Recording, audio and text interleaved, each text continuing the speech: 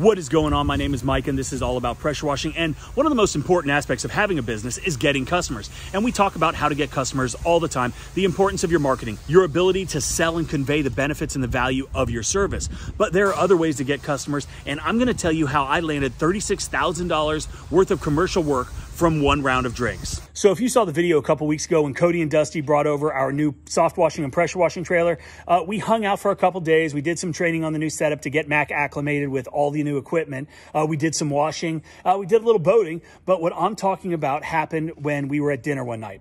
We were just sitting there at a table talking, and there was a group of people behind us at another table, and they were talking as well, obviously. And you know, if you're in business long enough and you're a sales guy at heart like I am, and that's ultimately what we all are as business owners, right? You're in tune with everything around you, or at least you should be. You always got to be aware of your surroundings. And in this scenario, something was said at the table behind us, and Cody and I instantly looked at each other, our ears perked up because we heard some magic words. And those magic words were occupancy rate, right?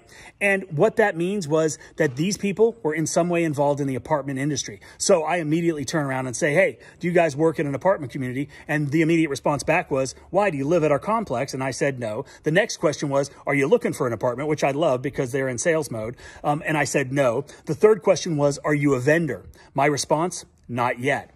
Then I proceeded to introduce myself, tell them a little bit about the company and that we do apartment complexes all over the area. I dropped a few names of some of the complexes and the communities that we worked at, some of the property managers that we've dealt with, and they were familiar with some of them, and they said that they were actually in need of getting quotes on multiple properties immediately.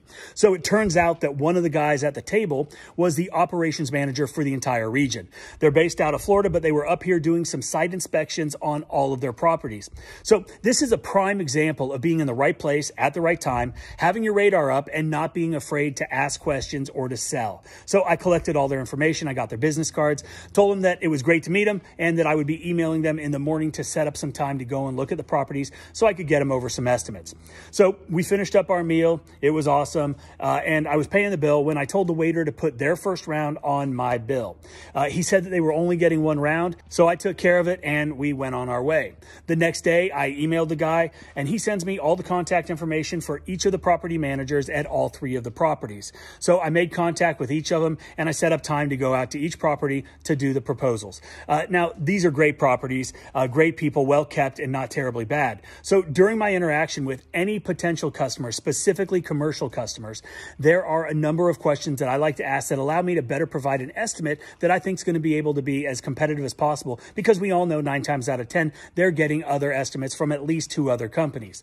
Regardless, I gathered all the information that I needed. I went back to my office, I wrote up the estimates and I sent them off. And all of them have been accepted, all of them have been scheduled, and we should be done with them in the next 30 days. And I'm super excited about these particular jobs because it's going to be the first time that we're using the new Southeast Soft Wash trailer to do some big commercial jobs. And what's really cool is the ability to run at least 4 guys from one trailer. And it's not something that we would really ever do, but having the ability to use the 12 volt, the 24 volt, or 2 4-gallon per minute machines split from our 8-gallon minute machine, or just the 8 GPM, it really does make things so much easier, so much faster, and speed equals efficiency. And the more efficient you are, the more profitable you are, and that's a really good thing. So the bottom line here, in this particular scenario anyway, it's not about the equipment, it's not about your marketing even, it was about being in the right place at the right time and being aware of your surroundings, listening, not letting opportunities pass, whether it's overhearing a conversation like I did, or being at a restaurant and noticing that the sidewalks were dirty and asking to talk to the general manager while you're there.